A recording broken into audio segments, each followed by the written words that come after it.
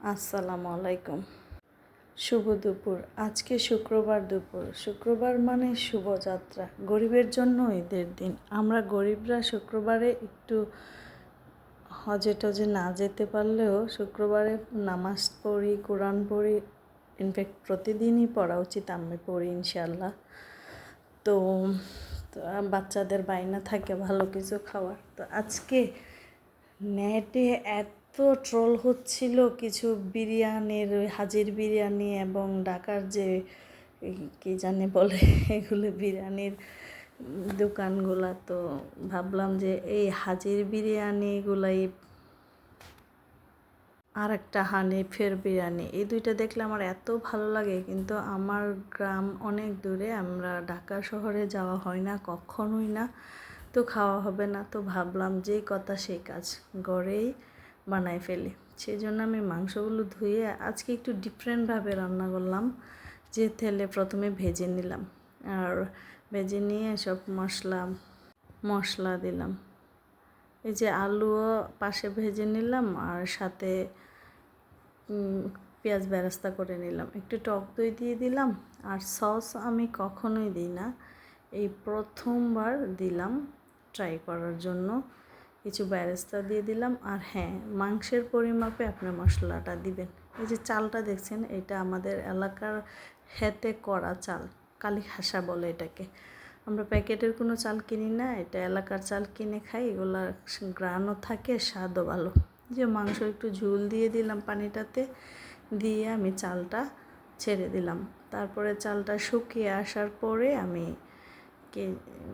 মাংস দিয়ে করে নেব। আর হ্যাঁ, মাংসের আপনি 1 কেজি মাংস হলে 1 চামচ করে জিরা, আদা 2 চামচ, রসুন 2 চামচ, পেঁয়াজ একটু বেশি, আর মরিচ ধনিয়া এগুলো 1 চামচ করে দিলে হবে। আর 2 কেজি হলে এই 1.5-2 চামচ করে দিবেন, তাহলে আপনার রান্নাটা ঠিক হবে।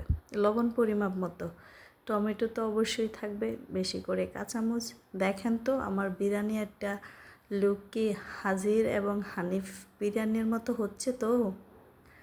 তো দেখতে যাই হোক না কেন, কিন্তু খাইতে আই এম শিওর আপনাদের হাজির এবং হানিফ বিরিয়ানিকে বিট করে অবশ্যই গেছে। মাশাআল্লাহ, এত মজাদার হয়েছিল বিরিয়ানিটা। এই যে লাস্ট পর্যন্ত আমি কিছু কিশমিশ আর কিছু বেরেস্তা এইগুলো দিয়ে দিলাম, দিয়ে কিছুক্ষণের জন্য দমে বসিয়ে দিলাম। তো দমে বসানোর পরে আমি গেলাম এই 5 মিনিটের মতো লো হিটে তাওয়ার মধ্যে দিয়ে দিলাম। তো নেড়ে চেড়ে চলে আসলাম পরিবেশনের জন্য। এই যে দেখেন বিরিয়ানিটা, দেখে মনে হচ্ছে না হানিফ বিরিয়ানি? হ্যাঁ, মনে হচ্ছে না, শুধু স্বাদও, মানে আমি খাই নাই কখনো, বাট আমার কাছে মনে হয়েছে আচ্ছা ভালো আর কি হতে পারে। আলহামদুলিল্লাহ, আলহামদুলিল্লাহ। আর আলুগুলাও অনেক মজা হয়েছে, এভারেজে। তো আমি কিছু কাটা মাখা সালাদ বানিয়ে নিলাম, লেবু কেটে নিলাম।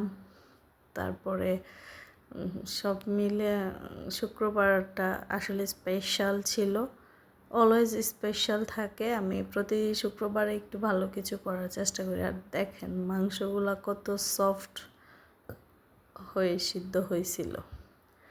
তো মাংসতে সিদ্ধ হওয়ার জন্য আদাটা একটু বেশি করে দিবেন, আর একটু লেবুর রস অবশ্যই দিবেন, তাহলে মাংসটা তাড়াতাড়ি সিদ্ধ হয়ে যাবে। আর এই যে আলুটা দেখেন কত সফট, একটা বালু বালু ভাইব ছিল, মানে অনেক টেস্ট।